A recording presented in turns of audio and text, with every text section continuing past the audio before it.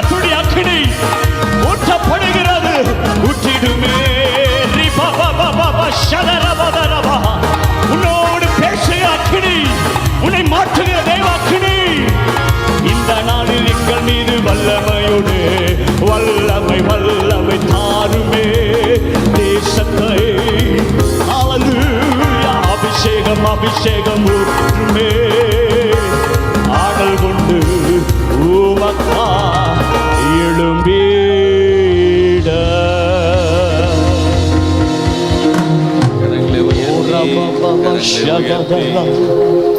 அப்பா சொல்லுங்க, பரம தகப்பனை பார்த்து சொல்லுங்க, அப்பா ஆவியானவர் எனக்கு தாங்க ஆண்டவரே. தாகத்தோடு வந்திருக்கிறப்பா, வெகு தூரத்தோடு வந்திருக்கிற ஆண்டவரே, பசி தாகத்தோடு வந்திருக்கிற ஆண்டவரே, என் ஆத்துமால ஒரே தாகமா இருக்கப்பா. மான்கள் நீரோடைகளை வாஞ்சித்து கதறுகிறது போல என்னுடைய உள்ளான ஆத்துமாவில் ஒரு தாக ஆண்டவரே. ஆவி எனக்கு ஊற்றுங்க ஆண்டவரே. ஹல்லேலூயா. ஆவியின் வரங்களை எனக்கு தாரும் ஆண்டவரே. கேளுங்க கேளுங்க. ஹல்லேலூயா. கேட்கிறவன் எவனும் பெற்றுக்கொள்ளுகிறான் என்று வேதம் சொல்லுகிறது. கேளுங்க, வாய்களை திறந்து உரிமையோடு கேளுங்க, அப்பான்னு கூப்பிடுங்க. ஹல்லேலூயா. என் நாமத்தினாலே நீங்கள் எதை கேட்டாலும் நான் அதை செய்வேன் என்று சொன்ன இயேசு அபிஷேக நாதர் நம்மத்தில் உலாவிக் கொண்டிருக்கிறார். அப்படியே அவரை பார்த்து கேளுங்க, உள்ளத்தின் ஆழத்திலிருந்து கதறி கேளுங்க, அப்பா என்ன நிரப்புங்க ஆண்டவரே. எனக்கு இந்த ஆவியின் அபிஷேகம் எனக்கு வேண்டும் ஐயா ஆண்டவரே. அந்த அபிஷேகத்தை பெற்ற நிச்சயத்தோடு நான் செல்லணும் ஆண்டவரே. வரத்தோடு செல்லணும் ஆண்டவரே. அபிஷேகத்தோடு செல்லணும் ஆண்டவரே. விடுதலையோடு நான் செல்லணும் ஆண்டவரே. அப்பா உம்முடைய சந்நிதியில காத்திருக்கிறேன், உம்முடைய பிரசன்னத்தில் நான் காத்திருக்கிறேன் என்று சொல்லுகிறீர்களோ, இன்றைக்கு ஆண்டவர்களை தொட்டு ஆசீர்வதித்து கொண்டிருக்கிறார். ஹல்லேலூயா. உங்களை ஆசீர்வதிக்கிற ஒரு நேரம், உங்களை அரவணைக்கிற ஒரு நேரம். ஹல்லேலூயா. பனி போல் ஆவியானவர் இப்பொழுது உங்கள் மீது அசைவாடி கொண்டிருக்கிறார். ஜலத்தின் மீது அசைவாடின ஆவியானவர் இப்பொழுது உங்கள் மீது அசைவாடி கொண்டிருக்கிறார். அவர் அசைவாட அசைவாட உன்னத பலன் உங்களுக்கு உண்டாகி கொண்டிருக்கிறது. ஹல்லேலூயா. உன்னத பலத்தால் நீங்க தற்பிக்கப்பட்டு கொண்டிருக்கிறீங்க. ஹல்லேலூயா. அப்படியே ரிசீவ் பண்ணுங்க, ரிசீவ் பண்ணுங்க. ஹல்லேலூயா. ரிசீவ் பண்ணுங்க. அப்பா ஆவியானவரை விட்டு கொடுக்கிறேன்னு சொல்லுங்க. ஆவியானவருக்கு நாவை விட்டு கொடுங்க. இப்பொழுது ஆவியானவர் கிரியை செய்து கொண்டிருக்கிறார். ஓ ராமா தலமா ஷக தூலமா, ஓ ராபா தீனே மே ரீகா தூலமா தரமா, ஓ ரிபா தீனே மே ஷகந்துனா மலிதா ரபா, ஓ ரிமா ரீகந்துனா மலதரமா, ஓ ரிபே லீ மே ரீகா தீனே மே ஷகதுலமா ரீமா ரீதா லகதன தரபா. ஒவ்வொரு வரியும் நிரப்புகிறதுக்காக நன்றி. ஒரு பரலோக பாஷையினால ஆண்டவரே வாய்களை நிரப்புகிறதுக்காக நன்றி. கல்வி மானை நாவை தருகிறதுக்காக நன்றி. ஹல்லேலூயா. தேவனோடு ரகசியங்களை பேசுகிற அனுபவத்தை கொடுக்கிறதுக்காக நன்றி. ஓரமா ரீதேலேபே ஷகதுலதரபா, ஓரி கந்துலகதரமா. வாய்களை திறந்து பேச ஆரம்பிங்க. ஆவியானவருக்கு நீங்க விட்டு கொடுக்கும் பொழுது அவருடைய நாவை அவர் இப்பொழுது ஆட்கொள்ளுகிறார். என்ன வார்த்தையை உச்சரிக்க வேண்டும் என்பதை ஆவியானவர் அருளி செய்கிறார். ஹல்லேலூயா. வாய்களை திறந்து பேச ஆரம்பிங்க. இப்பொழுது உங்களுடைய நாவின் கட்டுகள் அவிழ்க்கப்படுகிறது. ஒரு நாவில் ஒரு அக்கினி இறங்கி வருகிறது. ஓரிமா லகதுரா தலமா. ஓ பரலோக ரகசியங்களை நீ பேசுகிறாய். தூதருடைய பாஷைகளை நீ பேசிக் கொண்டிருக்கிறாய். ஓலந்தரமா. இருதயத்தில் ஆனந்த அபிஷேக தைலம் இப்பொழுது இறங்க இறங்க இறங்க. ஓலந்தரமா. ஒரு மன மகிழ்ச்சி உண்டாய் கொண்டிருக்கிறது. தேவ மன மகிழ்ச்சியே உன்னுடைய பலன். ஓரி தேனே மே ரீகந்தல தரமா, ஓரி பே ரீதலமா ஷகதுன தரமா. ஓ ಲಹದೀರೆ ಮೇಹೆ ಓ ನಿ ಮಹದೂರ ಬ ಶಂದು ನಮ ರೀಗ ದಲಬ ರಹದೂನ ದಲಬ ನೀ ಮೇರಿ ಹೆ ದಿನೇ ರಿಹದು ಓಲಿ ಹ ಶಂದಿನೆ ಹೇ ಓ ನಿ ಮಹದೂರ ಮಲಹದೋ ಓ ರಿ ಬದಿರೆ ಶಂದೋ ಓ ನಿ ಮಹದೋ ಓಲಿ ಹದಿ ಓರಿ ದನ ಹಶಿಗದೋ ಓಲರಿನ ಹಂದುನ ಹದನಮ ಓ ಖದುನ ಶಿಂದೆನೆ ಹೆದೆ ಓರಿ ಮಹ ಸಿಂದನ ದುಲದನಮ ನಮಲಿ ಹಂದುನ ನೀ ಕಂದುನ ಓಲ ಬದೀನೆ ಮೇ ಶಂಗದುನ ದಲದರಬ ಓ ರಬ ದೀನೆ ಮೇ ರೀಮ ದೀನೆ ಮೇ ರೀಕಂದುನ ದಲಮ ஓல தன தரமஹ ஒவ்வொரு பாத்திரமும் நிரம்பி நிரம்பி நிரம்பி வழிகிறக்காய் நன்றி அப்பா. உங்கள் மத்தியில் பெரியவராய் அசைவாடுகிறக்காய் நன்றி. மகிமைப்படுத்துகிறோம். எல்லா மகிமை உமக்கு கொடுக்கிறோம். பாதத்தை முத்தமிடுகிறோம். உமக்கு சாஷ்டாங்கமாய் நாங்கள் ஆண்டவரே நாங்கள் ஆராதிக்கிறோம். ஆராதனைக்குரியவரே பெரியவரே ஸ்தோத்தரிக்கிறோம் அப்பா. ராஜா எங்கள் மத்தியில் இறங்கி வந்ததற்காக நன்றி. ஆசீர்வதிங்க. ஆவியானவர் எங்களோடு பேசுங்க. இயேசுவின் மூலம் ஜெபிக்க நல்ல பிதாவே, ஆமென். அமர்ந்து கொள்வோம். ஹல்லேலூயா, ஹல்லேலூயா. எத்தனை பேருக்கு இந்த முகாம் ஆசீர்வாதமாக இருந்தது? ஹல்லேலூயா. நான் சொல்லுகிறேன், நீங்கள் வீட்டுக்கு போகும்போது ஒரு வித்தியாசமாக போக போகிறீங்க. ஹல்லேலூயா. மற்றவங்க அதை பார்க்க போகிறாங்க. நீங்கள் ஒரு அதிசய காட்சியை ஆண்டவர்களை மாற்ற போகிறார். ஹல்லேலூயா. நீங்களே ஒரு you're going to be a sign and a wonder. நீங்களே ஒரு அற்புதமாக அடையாளமாய் மாறப்போகிறீர்கள். ஏன்னா அந்த மாறுதலை பார்ப்பாங்க, இந்த ஆவி நிறைவை பார்ப்பாங்க. மற்றவர்கள் அசுத்தாவி மற்றவர்களுக்குள்ளே இருக்குன்னு அதை நடுங்குகிறத நீங்கள் பார்க்க போகிறீங்க. ஹல்லேலூயா. அற்புதங்கள் அடையாளங்கள் ஆண்டவர் உங்களுடைய கரத்தை கொண்டு செய்கிறத பார்க்க போகிறீங்க. ஒரு பெரிய வித்தியாசம். ஹல்லேலூயா. நீங்கள் சொல்ல போகிறீங்க, நாங்கள் வந்தது நல்லதுன்னு சொல்ல போகிறீங்க. ஆமென். ஹல்லேலூயா. இந்த நாளிலும் நம்முடைய தியானத்துக்கு ஆதாரமாக லூக்கா 12ஆம் அதிகாரம் 45ஆம் அதிகாரத்தை வசனத்தை நாம் வாசிப்போம். லூக்கா 12ஆம் அதிகாரம் 49ஆம் வசனம். பூமியில் அக்கினியை போட வந்து வாசிங்க. இப்பொழுதே பற்றி எறிய வேண்டும் என்று விரும்புகிறேன்.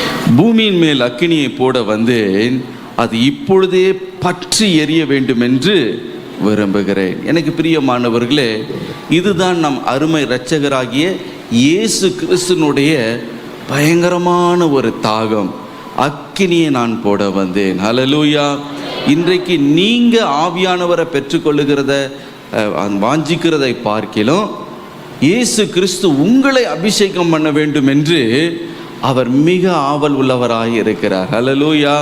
இன்றைக்கு ஒருவரும் ஒருவேளை இன்னும் எனக்கு ஆவின் வரும் பெறலையே, இன்னும் எனக்கு இன்னும் அந்நிய பாஷை நான் இன்னும் பெறலையே, இன்னும் அந்த பரிசுத்தாவினால் அந்த ஞானஸ்தானத்தை இன்னும் பெறலையேன்னு சொல்லி ஒருவரும் நீங்கள் சோர்ந்து போகக்கூடாது.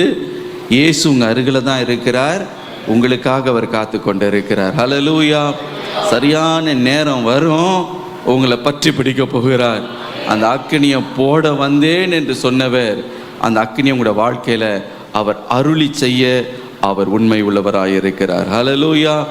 எனக்கு பிரியமானவர்களே, இது எப்படிப்பட்ட அக்கினின்னா, இது உலக பிரகாரமான ஒரு அக்கினி அல்ல. இது ஒரு அதிசயமான ஒரு அக்கினி. நீங்கள் யாத்திராகமம் 3ஆம் அதிகாரம் 1-2 வசனங்களை வாசித்து பார்க்கும்போது, ஒரு விசை மோசே வனாந்திரத்தை அலைந்து திரிந்த போது ஒரு முட்செடி பற்றி எரிகிறதை அவன் கண்டானாம். அதை பார்த்த உடனே ஒரு பெரிய ஆச்சரியம். அது அக்னியால் ஜுவாலித்து அது எரிந்தது. ஆனால் அது வெந்து போகாது இருந்தது, கருகி போகாது இருந்தது. ஆகவே அவன் சொன்னான், நான் கிட்ட போய் இந்த அதிசய காட்சியை நான் போய் பார்க்கட்டும் என்று. அப்படிப்பட்ட அக்கினியை தான் ஆண்டவர் இன்றைக்கு உங்கள் மேலே ஊற்றப் போகிறார். பரிசுத்தாவினாலே உங்களை பரிசுத்தாவின் அக்கினியினாலே உங்களை அவர் பற்ற வைக்க வேண்டும் என்று அவர் விரும்புகிறார். எனக்கு பிரியமானவர்களே, மத்தேயு 3ஆம் அதிகாரம் 11ஆம் வசனத்தில் யோவான் ஸ்நானகன் இயேசுவை குறித்து சாட்சி சொல்லும் பொழுது அவரை பார்த்து சொல்லுகிறார், இவர் பரிசுத்த ஆவியினாலும் அக்கினியினாலும் உங்களுக்கு ஞானஸ்தானம் கொடுப்பார் என்று. ஆகவே பரிசுத்த ஆவியினால ஒரு ஞானஸ்தானம் உண்டு. அந்த ஞானஸ்தானத்தை ஆண்டவர் உங்களுக்கு தர வேண்டும் என்று விரும்புகிறார். ஆனால் அதற்கு முன்பதாக பலருக்கு இந்த காரியங்கள், நான் சொல்ல போகிற காரியங்கள் பலருக்கு நன்கு அறிந்திருப்பீர்கள். ஆனாலும் உங்கள் மத்தியில் சில பேருக்கு இந்த சில அடிப்படை ஃபண்டமெண்டல்ஸ் சிலது தெரியாமல் இருக்கலாம். ஆகவே நான் சொல்லுகிற காரியம் உங்களுக்கு மிகுந்த பிரயோஜனமாக இருக்கும் என்று நான் விசுவாசிக்கிறேன். சரி, இந்த பரிசுத்த ஆவியினால் அபிஷேகம் பெறணும், அது எப்படி பெறுவது? முதலாவதாக நாம் ஆவியானவர் யார் என்பதை நாம் திட்டமும் தெளிவுமாய் நாம் அறிந்து கொள்ள வேண்டும். ஹல்லேலூயா. ஆவியானவர் யார்? எனக்கு பிரியமானவர்களே, ஆவியானவர் யார் என்பதை அறிந்து கொள்ளணும்னா நாம் வேத வசனத்தை தான் வாசிக்கணும். ஹல்லேலூயா. காரணம் என்னவென்றால், எந்த புத்தகமும் வெளிப்படுத்த முடியாத மறைப்பொருள்களை, தேவ ரகசியங்களை இந்த புத்தகத்தை தவிர வேற எந்த புத்தகமும் வெளிப்படுத்தவே முடியாது. ஹல்லேலூயா. வேற எந்த சோர்ஸ்லையும் உங்களுக்கு இந்த தேவ ரகசியத்தை பெற்றுக்கொள்ளவே முடியாது. ஆகவே வேதத்தை வாசித்து பார்க்கும்போது இந்த வேதாகமும் தேவன் யார், அவருடைய தன்மை என்ன என்பதை நமக்கு அது வெளிப்படுத்துகிறது. எனக்கு பிரியமானவர்களே, நாம் ஆராதிக்கிற தேவன் யார்? நீங்கள் உபாகமம் 6ஆம் அதிகாரம் 4ஆம் வசனம், 1 தீமோத்தி 3ஆம் அதிகாரம் 5ஆம் வசனத்தை வாசித்து பார்க்கும் பொழுது வேதம் சொல்லுகிறது, இஸ்ரவேலே கேள், நம்முடைய தேவனாகிய கர்த்தர் ஒருவரே. ஹல்லேலூயா. நம் தேவனாகிய கர்த்தர் அவர் ஒருவரே. எனக்கு பிரியமானவர்களே, அவர் ஒருவராய் இருந்தாலும் அவர் 3 ஆள் தத்துவங்களை அவர் தம்மை மனு குலத்திற்கு அவர் வெளிப்படுத்துகிறார். எப்படி வெளிப்படுத்துகிறார்? அவர் பிதாவாகிய தேவனாக அவர் வெளிப்படுத்துகிறார். தம்முடைய குமாரனாகிய இயேசு கிறிஸ்து என்ற ஆள் தத்துவத்தில் அவர் வெளிப்படுத்துகிறார். பரிசுத்த ஆவியாக அவர் நம்மளிடத்தில் அவர் வெளிப்படுத்துகிறார். ஆகவே பிதா, குமாரன், பரிசுத்த ஆவியானவர், இவர் 3 நபர்களை போல அவர்கள் வெளிப்பட்டாலும் வேதம் சொல்லுகிறது, கேளுங்கள், உன் தேவனாகிய கர்த்தர் ஒருவரே. ஹல்லேலூயா. இந்த ரகசியத்தை மனிதனுடைய சின்ன மூளையினால அதை அவன் அறிந்து கொள்ள முடியாது, அதை கிரகித்து கொள்ள முடியாது. அந்த தேவ ரகசியத்தை அவனால் அது அவனுடைய ஞானத்துக்கு எட்டாத ஞானமாக இருக்கிறது. ஆகவே அது எப்படி 3 பேர் செயல்படுகிறார்கள் என்ற அந்த ஆராய்ச்சியில் நம்ம பண்ணக்கூடாது. நம்ம என்ன செய்யணும்னா 3 நபர்களாக அவர்கள் செயல்படுகிறார்கள் என்பதை அறிந்து கொள்ள வேண்டும். அந்த தேவத்துவத்தின் அந்த 3வது நபர் தான் ஆவியானவராய் இருக்கிறார். ஹல்லேலூயா. ஆவியானவர். எனக்கு பிரியமானவர்களே, இந்த ஆவியானவர் நம்மத்தில இன்றைக்கு அவர் உலாவி கொண்டிருக்கிறார். காரணம் என்னவென்றால், பிதாவாகிய தேவன் சிங்காசனத்தில் இருக்கிறார். குமாரனாகிய இயேசு எங்கே இருக்கிறார்? அவருடைய வலது பார்சத்தில் இருக்கிறார். நமக்காக பரிந்து பேசி கொண்டிருக்கிறார். ஆனால் இந்த பூமியில் இன்றைக்கு நம்மத்தில உலாவி கொண்டு மத்தியில் ஊழியம் செய்து கொண்டிருக்கிறவர் யார் என்று பார்ப்பீர்கள் என்றால் அவர்தான் ஆவியானவர். ஹல்லேலூயா. மத்தியில் அவர் ஊழியம் செய்து பரிசுத்த ஆவியானவருடைய காலமாய் இருக்கிறது. எனக்கு பிரியமானவர்களே, சரி, இந்த பரிசுத்த ஆவியானவர் யாருன்னு கேட்டால் சில பேர் பரிசுத்த ஆவியானவரை அது இது ஏதோ ஆவி ஏதோ அக்னியா அவங்க பயன்படுத்தி சொல்லுவாங்க. அப்படி அல்ல. பரிசுத்த ஆவியானவர் யார் என்றால் அவர் தேவன். ஹல்லேலூயா. ஹல்லேலூயா. 2 கொரிந்தியர் 3:17 சொல்லுகிறது, கர்த்தரே ஆவியானவர். ஹல்லேலூயா. அவர் ஆவியாய் இருக்கிறார். ஆனாலும் அவர் தேவனாய் இருக்கிறார். நீங்கள் தேவன் சொல்லும் பொழுது அவருக்கு 3 குணாதிசயங்கள் இருக்க வேண்டும். அது என்னவென்றால், அவர் சர்வ வியாபியாய் இருக்க வேண்டும், சர்வ ஞானியாய் இருக்க வேண்டும், மாத்திரமல்ல சர்வ வல்லமை உள்ளவராய் இருக்க வேண்டும். ஆங்கிலத்தில் சொல்லுவாங்க ஒம்னி பிரசன்ட், ஒம்னிசியன்ட், ஒம்னிபோட்டன்ட். எனக்கு பிரியமானவர்களே, அவர் முதலாவது பார்க்கிறோம் சர்வ வியாபி. அப்படின்னா என்ன அர்த்தம்? எங்கும் நிறைந்தவராய் இருக்கிறார். ஹல்லேலூயா. அவர் இராத இடமே இல்லை.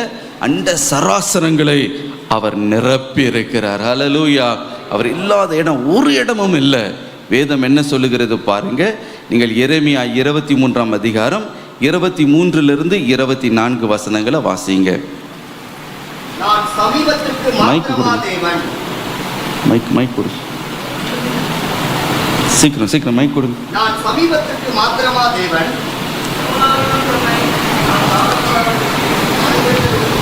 நான் சமீபத்திற்கு மாத்திரமா தேவன், தூரத்திற்கும் தேவன் அல்லவோ என்று கர்த்தர் சொல்லுகிறார்.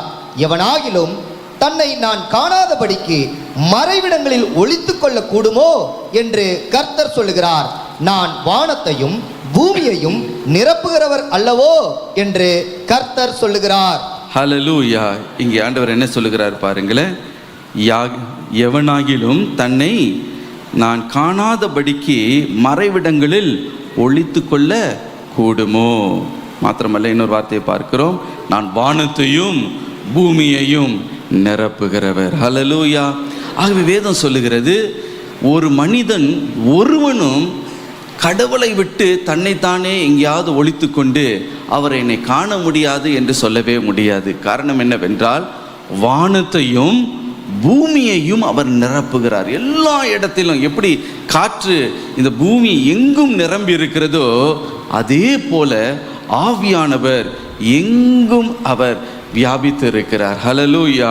ஆகவே தான் சங்கீதக்காரன் சொல்லுகிறான், சங்கீதம் 139 அதிகாரம் 7 வசனத்தில், உம்முடைய ஆவிக்கு மறைவாக எங்கே போவேன், உம்முடைய சமூகத்தை விட்டு எங்கே ஓடுவேன். ஹல்லேலூயா. ஆகவே ஆவியானவரை விட்டு யாருமே எங்குமே ஓடி போக முடியாது. அவர் இல்லாத இடமே இல்லை. நீங்கள் எங்கே சென்றாலும் சரி, நீங்கள் எந்த கிரகத்துக்கு சென்றாலும் சரி, நீங்கள் எந்த நட்சத்திரத்தில் போய் உங்களோட கூட கட்டினாலும் சரி, அங்கேயும் அவர் இருக்கிறார். ஹல்லேலூயா. அவருடைய பிரசன்னத்துக்கு மறைவாக ஒருவனும் ஒளிந்து கொள்ளவே முடியாது. ஹல்லேலூயா. ஆகவே அவர் சர்வ வியாபி என்று பார்க்கிறோம். மாத்திரமல்ல, அவர் சர்வ ஞானியாகவும் அவர் இருக்கிறாராம். எனக்கு பிரியமானவர்களே, சர்வத்தையும் நிரப்புகிறவர் அந்த சர்வத்தில் என்னெல்லாம் நடக்கிறதோ அந்த காரியங்களை குறித்து அவர் அறிந்திருக்கிறார். ஹல்லேலூயா. எல்லாவற்றையும் நிரப்பும் போது எல்லா இடங்களிலும் என்னெல்லாம் நடக்குது என்பதை அறிந்திருப்பாரா, அறிந்திருக்க மாட்டாரா?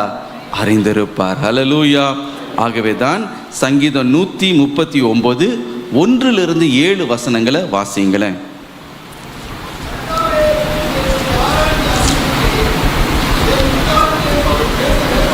கர்த்தாவே, நீர் என்னை ஆராய்ந்து அறிந்திருக்கிறீர். என் உட்காருதலையும் என் எழுந்திருக்கிறதையும் நீர் அறிந்திருக்கிறீர். என் நினைவுகளை தூரத்திலிருந்து அறிகிறீர். நான் நடந்தாலும் நிதானமா வாசிங்க, ஜனங்க புரிஞ்சுக்கிட்டோம். ஓகே. கர்த்தாவே, நீர் என்னை ஆராய்ந்து அறிந்திருக்கிறீர். என் உட்காருதலையும் என் எழுந்திருக்கிறதையும் நீர் அறிந்திருக்கிறீர். என் நினைவுகளை தூரத்திலிருந்து அறிகிறீர்.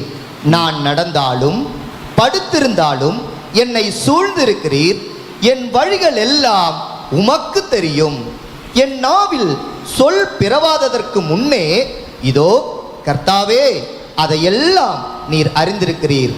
முற்புறத்திலும் பிற்புறத்திலும் நீர் என்னை நெருக்கி உமது கரத்தை என் மேல் வைக்கிறீர். இந்த அறிவு எனக்கு மிகுந்த ஆச்சரியமும் எனக்கு எட்டாத உயரமாய் இருக்கிறது. உம்முடைய ஆவிக்கு மறைவாக எங்கே போவேன்? உம்முடைய சமூகத்தை விட்டு எங்கே ஓடுவேன்? போதும். ஹல்லேலூயா. அவர் சொல்லுகிற, தேவனே, நீர் என்னை ஆராய்ந்து அறிகிறீர். என் உட்கார்தலையும் என் எழுந்திருக்கிறதையும் நீர் அறிந்திருக்கிறீர். ஹல்லேலூயா. நான் நடந்தாலும் நான் உறங்கினாலும் அதையும் நீர் அறிந்திருக்கிறீர். நான் என்ன நினைக்கிறேனோ அந்த காரியத்தையும் தூரத்திலிருந்து நீர் அறிந்திருக்கிறீர். எல்லாமே நீர் அறிந்திருக்கிறீர் ஆண்டவரே என்று சொல்லிவிட்டு அவர் சொல்லுகிறார், இந்த ஞானம் எனக்கு ரொம்ப ஆச்சரியமாக இருக்கிறது என்று அவர் சொல்லுகிறார். ஹல்லேலூயா. என்னுடைய புத்தி கெட்டாத ஞானமாக இருக்கிறதே. எனக்கு பிரியமானவர்களே, ஆவியானவர் யார் என்றால் சர்வ ஞானி. ஹல்லேலூயா. நீங்கள் உட்காரும் பொழுது நீங்கள் எப்போ எழும்புறீங்க, நீங்கள் என்ன பண்ணுறீங்க, எல்லா காரியத்தையும் ஆவியானவர் நன்கு அறிந்திருக்கிறார். ஹல்லேலூயா. ஆகவே அவருடைய ஞானத்திற்கு அளவே இல்லை. சங்கீதக்காரன் சொல்லுகிறான், அப்பா, இந்த ஞானம் எனக்கு ரொம்ப ஆச்சரியமாக இருக்கிறது, என் மூளைக்கு எட்டாத ஒரு ஞானமாக இருக்கிறது என்று அவர் சொல்லுகிறார். எனக்கு பிரியமானவர்களே, ஆவியானவர் எல்லா இடத்துல இருக்கிறது மாத்திரமல்ல, எல்லாவற்றையும் அறிந்திருக்கிறார். இன்னும் ஒரு காரியத்தை பாருங்க, அவர் சர்வ வல்லமை உள்ளவராகவும் இருக்கிறார். ஒம்னிபோட்டன்ட். எனக்கு பிரியமானவர்களே, ஆவியானவருக்கு வல்லமை உண்டு. எல்லாம் சிருஷ்டிக்கப்பட்டதை பார்க்கும் பொழுது ஆவியானவர் மூலமாய் சிருஷ்டிக்கப்பட்டது என்பதை நாம் தெளிவாய் நாம் அறிந்து கொள்ளலாம். ஆதியாகமம் 1ஆம் அதிகாரம் 2ஆம் வசனத்தை வாசித்து பார்க்கும்போது, வாசிப்போமா?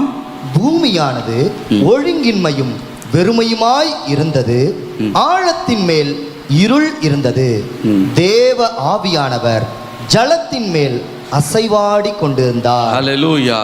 சிருஷ்டிப்பு நேரத்திலேயே நம்ம யாரை பார்க்கிறோம்? ஆவியானவரை பார்க்கிறோம். ஆவியானவர் என்ன செய்தாராம்? சிருஷ்டிப்பு நேரத்தில் ஜலத்தின் மீது அவர் அசைவாடி கொண்டிருந்தார். ஹல்லேலூயா. எனக்கு பிரியமானவர்களே, சிருஷ்டிப்பிலேயே ஆவியானுடைய வல்லமையை நாம் பார்க்கிறோம். அவர் அசைவாடி சகலத்தையும் அவர் உருவாக்கினார் என்று பார்க்கிறோம். இன்னும் சங்கீதம் 33:6 வசனத்தை வாசிக்க கேட்போமா?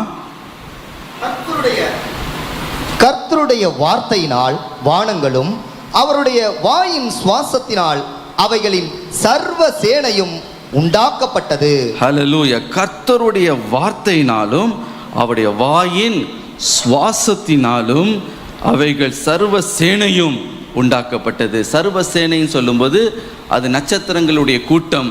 அதாவது இப்போ இது கேலக்சின்னு சொல்கிறாங்க பார்த்தீங்களா? இப்போ நீங்கள் வானத்தில் பார்த்தீங்கன்னா கேலக்சின்னு ஒன்று இருக்குது. அதில் பார்த்தீங்கன்னா 1000 கோடிக்கணக்கான நட்சத்திரங்கள் ஒவ்வொரு கேலக்சிக்குள்ளே இருக்கும். அதை தான் சர்வ சேனை, நட்சத்திரத்தின் சர்வ சேனை என்று சொல்லுவார்கள். எனக்கு பிரியமானவர்களே, தேவனுடைய வார்த்தையினால் உருவாக்கப்பட்டது மாத்திரமல்ல, ஆவியானவர் மூலமாக உருவாக்கப்பட்டது. வேதம் சொல்லுகிறது, அவர் வாயின் சுவாசத்தால். அதை நீங்கள் மூல பாஷையில் நீங்கள் ஆராய்ந்து பார்ப்பீர்கள் என்றால் ஸ்பிரிட் என்று நாம் பார்க்கிறோம். தேவனுடைய ஆவியானவர் அவருடைய சுவாசத்தினாலே சகலமும் உண்டாக்கப்பட்டது. பிதாவாகிய தேவன் அவர் கட்டளிடுவார், உண்டாக கடவது என்று சொன்ன உடனே ஆவியானவர் செயல்படுகிறார். ஹல்லேலூயா. அவருடைய வாயின் சுவாசத்தினாலே சகலமும் சிருஷ்டிக்கப்பட்டது என்று நாம் பார்க்கிறோம். எனக்கு பிரியமானவர்களே, ஆகவே ஆவியானவர் யார் என்று பார்க்கும் பொழுது தேவத்துவத்தில் அவர் 3வது நபராய் இருக்கிறார். அவர் சர்வ வியாபியாய் இருக்கிறார், அவர் சர்வ ஞானியாய் இருக்கிறார், சர்வ வல்லமை உள்ளவராய் இருக்கிறார். ஹல்லேலூயா, ஹல்லேலூயா. இந்த ஆவியானவர் என்ன செய்கிறார் என்றால், மனிதர்களுடைய வாழ்க்கையில் அவர் கிரியை செய்கிறாராம். உங்களுடைய வாழ்க்கையில் அவர் கிரியை செய்கிறார், என்னுடைய வாழ்க்கையில் கிரியை செய்கிறார். வேதத்தில் வாசித்து பார்க்கும் பொழுது எத்தனையோ தேவ பக்தருடைய வாழ்க்கையில் அவர் கிரியை செய்கிறார். கிரியை செய்யும் பொழுது எப்படிப்பட்ட தாக்கம் உண்டாகுகிறது? எனக்கு பிரியமானவர்களே, அவர் ஒரு மனிதனுக்குள்ளே அவர் இறங்கி கிரியை செய்யும் பொழுது இயற்கைக்கு அப்பாற்பட்ட ஞானம் அவனுக்கு கொடுக்கப்படுகிறது. ஹல்லேலூயா.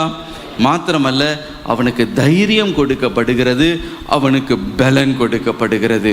முதலாவது பாருங்க, தேவன் ஆவியானவர் உங்களை நிரப்பும் பொழுது தமது ஞானத்தினால உங்களை அவர் நிரப்புகிறாராம். யாத்திராகமம் 31ஆம் அதிகாரம் 2-3 வசனங்களை நான் வாசிக்க கேட்போமா? நான் யூதாவின் கோத்திரத்தில் ஊருடைய மகனான ஊரியின் குமாரன் பெசலெயேலை பேர் சொல்லி அழைத்து வினோதமான வேலைகளை அவன் யோசித்து செய்கிறதற்கும் பொன்னிலும் வெள்ளியிலும் வெண்கலத்திலும் வேலை செய்கிறதற்கும் வாசிங்க, தொடர்ந்து வாசிங்க. ரத்தினங்களை முத்திரை வெட்டாக வெட்டி பதிக்கிறதற்கும் மரத்தில் சித்திர வேலைகளை செய்கிறதற்கும் மற்றும் சகலவித வேலைகளையும் யூகித்து செய்கிறதற்கும் வேண்டிய ஞானமும் புத்தியும் அறிவும் அவனுக்கு உண்டாக அவனை தேவ ஆவியினால் நிரப்பினேன். ஹல்லேலூயா. சகலத்தையும் யூகித்து செய்வதற்கு ஞானமும் புத்தியும் அறிவும் அவனுக்கு உண்டாக தேவ ஆவியினாலே அவனை நிரப்பினேன். யாரை நிரப்பினாரா? பெசலெல் என்ற ஒரு மனிதனை தேவன் நிரப்பினாராம். எனக்கு பிரியமானவர்களே, மோசே வனாந்திரத்தில் இருக்கிறார். இருக்கும் பொழுது தேவன் சில திட்டங்களை, தரிசனங்களை மோசேக்கு கொடுக்கிறார். எப்படி ஆசாரிப்பு கூடாரம் கட்டப்படணும், அதோடைய அளவு என்ன, நீளம் என்ன, என்னென்ன காரியங்கள் அதில் இருக்கணும், அதோடைய எல்லா விவரங்களையும் ஆண்டவர் சொல்ல சொல்ல மோசே அதை எல்லாம் எழுதி வைக்கிறார். ஆனால் மோசேக்கு ஒரே ஒரு பிரச்சனை என்னன்னா, அவர் வனாந்திரத்தில் இருக்கிறார். அவ்வளவு திறமையாய் அந்த காரியங்களை எல்லாம் செயல்படுத்த, அதையெல்லாம் அபியாசப்படுத்துவதற்கு ஞானமுள்ள ஒரு மனிதன் ஒருவனுமே இல்லை, படிக்காதவன் ஒருவனும் இல்லை. எல்லாம் வனாந்திரத்தில் அவங்க அலைந்து திரிந்து கொண்டிருக்கிற ஒரு காலகட்டம். அப்படிப்பட்ட நேரத்தில் ஆண்டவர் சொல்லுகிறார், பெசலேல் என்று சொல்லப்படுகிற ஒரு மனிதனை நான் பேர் சொல்லி அழைத்தேன். ஹல்லேலூயா. வினோதமான காரியங்களை செய்ய, உன்னிப்பாய் காரியங்களை செய்ய, எல்லாவற்றையும் யூகித்து செய்வதற்கு அவனுக்கு ஞானமும் புத்தியும் அறிவையும் அவனுக்கு உண்டாயிருக்கும்படிக்கு நான் ஆவியை, என் தேவ ஆவியை அவன் மேல் நான் ஊற்றியிருக்கிறேன். ஹல்லேலூயா. வேதத்தில் தேவ ஆவி ஒரு மனிதன் மேலே அது ஊற்றப்பட்டதுன்னு நம்ம வாசிக்கிறது யார் என்று பார்ப்பீர்கள் என்றால் அதுதான் பெசலேல். ஹல்லேலூயா. அவன் மேலே ஆண்டவர் இந்த அளவில்லாத அந்த ஞானத்தை தேவன் தந்தருள்ள. அந்த ஞானத்தில் பாருங்களேன், அந்த ஆசாரிப்பு கூடாரத்தை தானாய் அவன் கட்டுகிறான், தானாய் காரியங்களை அவன் செய்கிறதை பார்க்கிறான். அவ்வளவு திறமை, அவ்வளவு ஞானத்தை தேவன் அவனுக்கு அருளி செய்தார். மாத்திரமல்ல, யோசுவாவுடைய வாழ்க்கையை ஒரு உதாரணத்துக்கு எடுத்துக்கொள்வோமே. எனக்கு பிரியமானவர், மோசே மரிக்கிற அந்த தருவாய் வந்து விட்டது. இப்பொழுது மோசே பாருங்க, அவர் பொறுப்பெடுக்கிற ஒரு நேரம். அப்படிப்பட்ட நேரத்தில் வேதத்தில் வாசிக்கிறோம், உபாகமம் 34ஆம் அதிகாரம் 9ஆம் வசனம். மோசே நூனின் குமாரனாகிய யோசுவாவின் மேல் தன் கைகளை வைத்தபடியினால் அவன் ஞானத்தின் ஆவியினால் நிறையப்பட்டான். இஸ்ரவேல் புத்திரர் அவனுக்கு கீழ்ப்படிந்து கர்த்தர் மோசேக்கு கட்டளையிட்டபடியே செய்தார்கள். ஹல்லேலூயா. இங்கே நாம் பார்க்கிறோம், மோசே யோசுவா மேலே கையை வைத்த உடனே ஞானத்தின் ஆவியானவர் என்ன செய்தாராம்? மோசேயின் மீது இறங்கி யோசுவா மீது இறங்கினார். ஹல்லேலூயா. அதற்கு பிறகு அத்தனை லட்சக்கணக்கான ஜனங்களையும் வழி நடத்துகிற அந்த ஞானம், கிருபை, தயவு அவனுடைய வாழ்க்கையில் உண்டானது. அந்த ஞானத்தில் தான் ஒரு பெரிய ஒரு சேனை அதிபதியாய் அவர் மாறுகிறார். அந்த வாக்குத்தத்தம் பண்ணப்பட்ட தேசத்தை சுதந்திரிக்கிறதுக்கு தேவன் அவருக்கு ஞானத்தை தருகிறார். காரணம் என்ன? ஞானத்தின் ஆவியானவர். ஹல்லேலூயா. ஞானத்தின் ஆவியானவர். இன்றைக்கு ஆவியானவர் உங்கள் மேலே வரும் பொழுது உங்களுடைய வாழ்க்கையில் ஒரு ஞானம் உண்டாக போகிறது. ஹல்லேலூயா. ஆண்டவர் உங்களுக்கு பல திட்டங்களை கொடுத்திருப்பார், தரிசனங்களை கொடுத்திருப்பார், பல காரியங்களை செயல்படுத்தும் மகனே என்று சொல்லியிருந்திருப்பார், செயல்படுத்தும் மகளே என்று சொல்லியிருப்பார். ஆனால் அதெல்லாம் எப்படி செய்கிறதுன்னு உங்களுக்கு தெரியலை. அதெல்லாம் எந்த விதத்தில் அதை நான் செயல்படுத்துவதுன்னு தெரியாமல் மோசேயை போல வனாந்திரத்தில் திகைக்கிறது போல திகைத்து கொண்டு இருக்கலாம். ஆனால் ஆண்டவர் உங்களை பார்த்து சொல்லுகிறார், நான் உன்னை பெயர் சொல்லி நான் அழைக்கிறேன். ஹல்லேலூயா. என்னுடைய ஆவியை நான் உனக்கு தர வேண்டும் என்று விரும்புகிறேன். என் ஞானத்தையும் என் புத்தியையும் என் அறிவையும் சகலவற்றையும் யூகித்து செய்கிற அந்த உன்னிப்பான அந்த வினோதமான காரியங்களை செய்கிற அந்த ஞானத்தை நான் உனக்கு தருவேன். என் ஞானத்தின் ஆவி உன் மேலே வரும் பொழுது நீ வேற மனுஷனாய் நீ மாறுவாய். ஹல்லேலூயா. இன்றைக்கு குடும்பத்தை எப்படி நடத்துறதுன்னு தெரியல, அடுத்து என்ன தீர்மானம் எடுக்கிறதுன்னு தெரியல, பிஸ்னஸை எப்படி நடத்துறதுன்னு தெரியல, ஒரு திட்டத்தை எப்படி கரெக்டாக செயல்படுத்துறது அந்த ஞானம் இல்லாமல், ஞானம் இல்லையேன்னு நீங்கள் கலங்காதீங்க.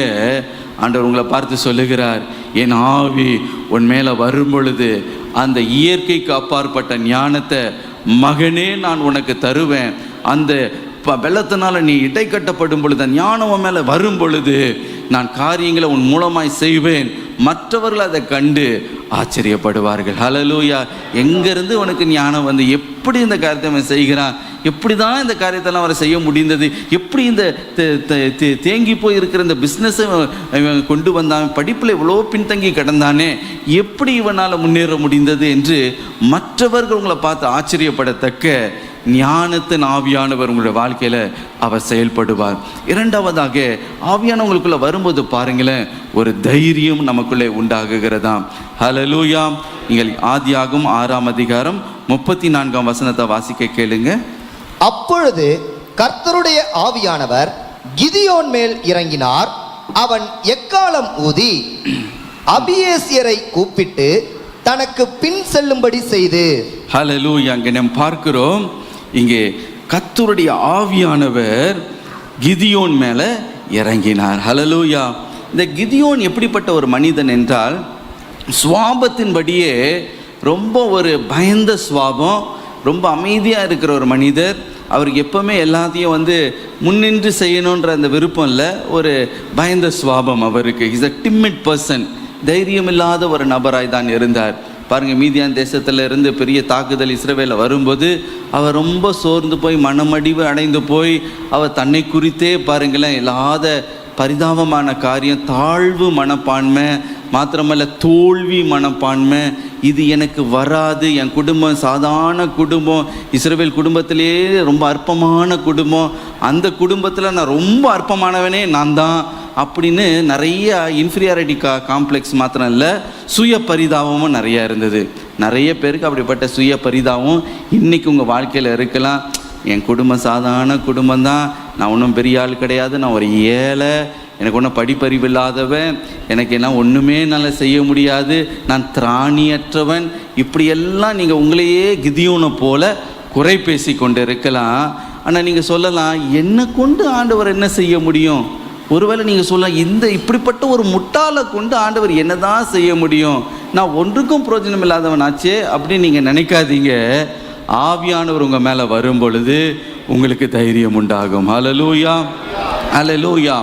ஆவியானவர் கிதியோன் மேலே இறங்கின உடனே பாருங்களேன், அவனுக்குள்ள ஒரு தைரியம் வந்தது. அவன் எக்காலத்தை எடுத்து அவன் ஊதும் பொழுது ஜனங்களெல்லாம் அவனை பின்தொடர்ந்து போனார்கள் என்று வேதம் சொல்லுகிறது. ஹல்லேலூயா. இன்றைக்கு உங்களுடைய சுவாபத்தை குறித்து நீங்கள் பயப்படாத. ஒரு வார்த்தை பேச வராதுங்க. மற்றவங்ககிட்ட சாட்சி சொல்லணும்னு எனக்கு ரொம்ப ஆசை, ஆண்டவருக்காக பாடணும்னு ரொம்ப ஆசை, நம்ம கிராம ஊழியத்துக்கெல்லாம் போகணுன்னு ஆசை. ஆனால் எனக்கு பயம், ஒரு வார்த்தை வாயில் வரமா பெப்பன்றவேன், யாராவது அப்படின்னா எனக்கு வாயெல்லாம் எனக்கு அடைத்து போய்விடும் அப்படின்னு சொல்கிறீங்களா? அல்லது நீங்கள் இன்டர்வியூ போகும்போது நினைப்பீங்க, ஆண்டவரே இந்த இன்டர்வியூவில் எனக்கு எப்படியாவது நான் அப்படியே என்ன பண்ணிடணும், த்ரூ ஆயிடணும்னு சொல்லுவீங்க. ஆனால் அங்கே அவன் கேட்குற கேள்வியில் என்ன தான் ப்ரிப்பேர் பண்ணி போனால் அங்கே பப்பன்னு வாய் ஓடாது. சில பேர் சொல்லுவாங்க, நான் வேணால் எழுதி வேணால் கையில் கொடுத்துறேன், நீ கேட்குற கேள்விக்கு என் வாயிலிருந்து எனக்கு ஒன்றும் வராது, எனக்கு ஒரு பயந்த சுவாபம், வாயெல்லாம் எனக்கு பதறும் அப்படின்னு நீங்கள் சொன்னீங்கன்னா நீங்கள் கவலைப்படாதீங்க, நீங்களும் கிதியோனை போல தான் இருக்கீங்க. இன்றைக்கு ஆவியானவர் உங்கள் மேலே இறங்கி வரும் பொழுது அந்த தைரியத்தை ஆண்டவர் உங்களுக்கு கொடுப்பார். எல்லாம் பயமும் விலகி போய்விடும், நீங்கள் வித்தியாசமாய் மாறப்போகிறீர்கள். ஹல்லேலூயா. மாத்திரமல்ல, ஆவியானவர் உங்கள் மேலே இறங்கி வரும் பொழுது பாருங்களேன், துதி பாடல் உங்களுடைய நாவல இருக்கும், தீர்க்க தரிசன வார்த்தைகள் உங்களுடைய நாவல தேவன் அவர் வைக்கிறார். 2 சாமுவேல் 23:1-2 வசனங்களை வாசிக்க கேட்போமா? தாவீதுடைய கடைசி வார்த்தைகள். மேன்மையாய் உயர்த்தப்பட்டு யாக்கோபுடைய தேவனால் அபிஷேகம் பெற்று இஸ்ரவேலின் சங்கீதங்களை இன்பமாய் பாடின ஈசாயின் குமாரனாகிய தாவீது என்னும் புருஷன் சொல்லுகிறது என்னவென்றால், கர்த்தருடைய ஆவியானவர் என்னை கொண்டு பேசினார், அவருடைய வசனம் என்னுடைய நாவில் இருந்தது. ஹல்லேலூயா. கர்த்தருடைய ஆவியானவர் என்னை கொண்டு பேசினார், அவருடைய வசனம் என் நாவிலே இருந்தது. ஹல்லேலூயா. நீங்க நினைக்கிறீங்களா, எப்படி தாவீது ஒரு சாதாரண ஆடு மேய்க்கிற ஒரு பையன், ஆடுகள் கறவல் ஆடுகள் பின்பதாக அலைந்து கொண்டிருந்த அந்த தாவீது, தன்னுடைய குடும்பத்தாரனாலேயே அற்பமாக எண்ணப்பட்ட அந்த தாவீது எப்படி இவ்வளோ அழகான சங்கீதங்களை இவ்வளோ ஞானமாக எப்படி அவரால் ஏற்ற முடிந்தது என்று நீங்கள் நினைப்பீர்கள் என்றால், அவர் பலத்தினால் அல்ல, பராக்கிரமத்தினால் அல்ல, தேவ ஆவியினாலே. ஹல்லேலூயா, ஹல்லேலூயா. பரிசுத்த ஆவியானவர் என் மேலே இறங்கினார், அவர் என்னோடு பேசினார், அவருடைய வசனம் என் நாவில் இருந்தது. ஹல்லேலூயா. அந்த வசனம் எப்படிப்பட்ட வசனம் தெரியுமா? அது தீர்க்க தரிசனமான வசனம். ஒரு பக்கம் இஸ்ரவேலில் இன்பமாய் அவர் சங்கீதங்களை பாடினது உண்மைதான், ஆனால் அந்த சங்கீதம் எல்லாமே ஆவியானவனால் ஏவப்பட்டதுனால தீர்க்க தரிசனமான சங்கீதங்கள். ஹல்லேலூயா. உதாரணத்துக்கு சங்கீதம் 22:16 வாசித்து பாருங்களேன், என்ன ஆச்சரியமான ஒரு சங்கீதம் பாருங்க. நாய்கள் என்னை சூழ்ந்திருக்கிறது, பொல்லாதவர்களின் கூட்டம் என்னை வளைந்து கொண்டது, என் கைகளையும் என் கால்களையும் உருவ குத்தினார்கள். ஹல்லேலூயா. இங்க பரிசுத்த ஆவியினால தாவீது நிரம்பி 1000 வருஷத்துக்கு பிறகு என்ன நடக்க போகிறதோ அவர் பரிசுத்தாவினாலே இந்த காரியங்களை அவர் எழுதுகிறார். ஆவியானவரனோடு பேசினார், அவருடைய வசனம் என் நாவல் இருந்தது என்ற வார்த்தையின்படி பாருங்க, தீர்க்க தரிசனமாய் இயேசு சிலுவையில் எப்படி அறையப்படுவார் என்பதை இங்கே திட்டமும் தெளிவுமாய் தீர்க்க தரிசனமாய் அவர் எழுதுகிறார். தாவீது எப்போ வாழ்ந்தார் தெரியுமா? இயேசு பிறப்பதற்கு 1000 வருஷத்துக்கு முன்பதாக. இயேசு இன்னும் தோன்றவே இல்லை, அதற்கு முன்னால் 1000 வருஷத்துக்கு முன்பதாக அவருடைய மரணம் எப்படி இருக்கும் எல்லாவற்றையும் அவர் எழுதுகிறார். முதலாவது சொல்லுகிறார், நாய்கள் என்னை சூழ்ந்து கொண்டது. எனக்கு பிரியமானவர்களே, நாய்கள் என்று சொல்லும்போது புறஜாதிக்காரர்கள். எப்படி இயேசு புறஜாதிக்காரர்கள் கரத்தில் ஒப்பு கொடுக்கப்படுவார், ரோமர் சாம்ராஜ்யத்தின் கரத்தில் ஒப்பு கொடுக்கப்படுவார், அவர்கள் எப்படி அவரை சிலுவையில் அறைவார்கள் என்பதை அங்கே குறிப்பிடுகிறார். மாத்திரமல்ல, பொல்லாதவர்களுடைய கூட்டம் அப்படின்னு சொல்லும் பொழுது பின்மாற்றக்காரர்கள், பரிசேயர், சதிசேயர், வேதபாரர்கள், இவர்களுடைய கரத்தில் எப்படி பொல்லாத கூட்டத்தார் கரத்தில் அவர் பாடுபடுவார் என்பதை திட்டமும் தெளிவுமாக எழுதுகிறார். மாத்திரமல்ல பாருங்க, என் கைகளையும் என் கால்களையும் உருவ குத்தினார்கள். எனக்கு பிரியமானவர்களே, இதில் சுவாரஸ்யமான ஒரு காரியம் என்னன்னா, இந்த கைகளையும் கால்களையும் உருவ குத்துகிற அப்படிப்பட்ட ஒரு மரண தண்டனை ரோமர்களால் மாத்திரம்தான் அது உண்டாக்கப்பட்டது. அதுக்கு முன்பதாக, ரோம சாம்ராஜ்யம் வருவதற்கு முன்பதாக ஒருவரும் சிலுவையில் அறையப்படவில்லை. யாருடைய கையும் காலையும் சிலுவை மரத்தில் உருவ குத்தவே இல்லை. ஆனாலும் பாருங்க, ரோம சாம்ராஜ்யம் பிறப்பதற்கு எழும்புவதற்கு முன்பதாகவே பரிசுத்தாவினாலே நிரப்பப்பட்ட தாவீது பாருங்க, இயேசுடைய கைகளையும் கால்களையும் எப்படி சிலுவையில் அறைவார்கள் என்பதை திட்டமும் தெளிவுமாக அவர் அங்கே எழுதி வைக்கிறார். ஹல்லேலூயா. அப்போ எவ்வளவு 1000 வருஷத்துக்கு முன்பதாக நடக்க போகிற காரியத்தை எப்படி தாவீதுக்கு இந்த காரியங்கள் தெரியும்? அவர் சொல்லுகிறார், ஆவியானவர் என்னோடு பேசினார், அவருடைய வசனம் என் நாவலே காணப்பட்டது. ஹல்லேலூயா. இன்றைக்கு ஆவியானவங்க மேலே இறங்கும் பொழுது நீங்கள் ஆண்டவருக்கு துதி பாடுகிறது ஒரு பக்கம் இன்பமாய் நீங்கள் ஆண்டவருக்கு பாடுகிறது மாத்திரமல்ல, நீங்கள் பாடும் பொழுதே ஆண்டவர் சில பாடல்களை கொடுப்பார், அது தீர்க்க தரிசன பாடல்களாக இருக்கும். ஹல்லேலூயா. வரப்போகிற காரியங்களை ஆண்டவர் உங்களுக்கு வெளிப்படுத்துவார். உங்கள் குடும்பத்தில் நடக்க போகிற காரியத்தை உங்களுக்கு வெளிப்படுத்த வேண்டும் என்று அவர் விரும்புகிறார். சார், எல்லாம் ரகசியம் கர்த்தருக்குரியது என்று வேதம் சொல்லுகிறது அல்லவா? அதை உங்களுக்கு வெளிப்படுத்த மாட்டாரா? தானியேலுக்கு வெளிப்படுத்தினாரே, மறைப்பொருள்களை வெளிப்படுத்தினாரே, இன்றைக்கு உங்களுக்கு அதை வெளிப்படுத்த மாட்டாரா? இன்றைக்கு ஆவியானவரை பார்த்து கேளுங்க, அதே ஆவியானவர்னால என்ன நிரப்புங்க. ஹல்லேலூயா, ஹல்லேலூயா. இன்றைக்கு ஆண்டவர் ஆவியானவர்னால உங்களை நிரப்ப வேண்டும் என்று அவர் விரும்புகிறார். தீர்க்க தரிசனத்தை உங்களை நாவல் அவர் கொடுக்க வேண்டும் விரும்புகிறார். மாத்திரமல்ல, பரிசுத்த ஆவியானவர் நம்ம மேலே இறங்கும் பொழுது பலன் உண்டாகுகிறது. பல விதத்தில் பல உதாரணங்கள் இருக்கிறது. அதில் சிம்சோனுடைய வாழ்க்கையை பாருங்க. நீங்கள் நியாயாதிபதிகள் 14ஆம் அதிகாரம் 6ஆம் அதிகாரத்தை வாசித்து பார்க்கும் பொழுது ஒரு விஷயம், அவர் நடந்து போகும்போது ஒரு சிங்கம் அங்கே அவர் பார்க்கிறார். அந்த சிங்கத்தை பார்த்த உடனே பாருங்க, வேதம் சொல்லுகிறது, பரிசுத்த ஆவியானவர் அவர் மீது பலமாய் இறங்கினாராம். பலமாய் இறங்கின உடனே அவருக்குள்ள ஒரு பலன் எங்கிருந்து வந்துச்சுன்னே தெரியல, சடனா ஒரு ஸ்ட்ரென்த் வந்தது பாருங்க. அந்த சிங்கத்தின் வாயை அவர் கிழித்து போட்டார். ஒரு ஆட்டுக்குட்டி வாயை கிழித்து போடுகிறது போல அந்த சிம்சோன் பாருங்க, சிங்கத்தின் வாயை கிழித்து போட்டார் என்று பார்க்க. அதே போல நீங்கள் நியாயாதிபதிகள் 15ஆம் அதிகாரத்தை வாசித்து பார்க்க, அவனை கயிறுகளினாலே அவரை கட்டி இருக்கிறார்கள். பிலிஸ்தியர்கள் அவன் சூழ இருக்கிறார்கள், ஆர்ப்பரித்து கொண்டு இருக்கிறார்கள். ஓ, எங்களுடைய விரோதியை நாங்கள் பிடித்து விட்டோம், நாங்கள் மேற்கொண்டு விட்டோம் என்று. ஆனால் வேதம் சொல்லுகிறது, ஆவியானவர் சிம்சோன் மீது பலமாய் இறங்கி நல்ல அக்கினிப்பட்ட நூலை போல எல்லாம் கட்டுகளும் அது எரிந்து போயிற்று. தாடை எலும்பை கையில் எடுத்து 1000 பிலிஸ்தியரை ஒரே மனிதனாக வீழ்த்தினான் என்று நாம் பார்க்கிறோம். எங்கிருந்து வந்தது இந்த பலன்? ஆவியானவர். ஹல்லேலூயா. அதே ஆவியானவர் தான் மாறாதவராக நம் மத்தியில் அவர் உலாவி கொண்டு இருக்கிறார். ஹல்லேலூயா. இன்றைக்கு இந்த ஆவியானோட ஒத்தாசை உங்களுக்கு தேவை. நிறைய பேர் நினைக்கிறாங்க, holy spirit is not for me, இந்த அபிஷேகம்லாம் எனக்கு தேவையில்லை, ஒருவேளை எனக்கு இல்லையோ இல்லை மற்றவர்களுக்கு தானோ என்று நீங்கள் எண்ணிக்கொண்டு இருக்கிறீர்கள்.